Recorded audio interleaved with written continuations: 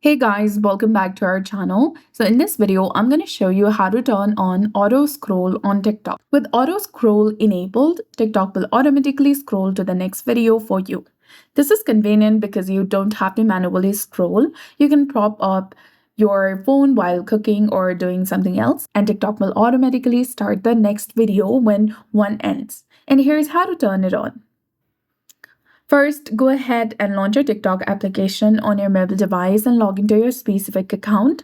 Once you're in the home page, press the home button in the bottom left corner of your screen and find an empty space on the video and tap and hold your finger there. A pop-up menu will appear. Find the auto scroll option that is between clear display and captions and translation. Toggle this option and you'll be done. You can now skip to the end of this video and press play. And now you can skip to the end of this video and press play, and you'll see that it automatically scrolls to the next video. So that's all there is to it. I hope you found this video helpful. If you did, please like, share, and subscribe. Thanks for watching. We'll see you again in the next one.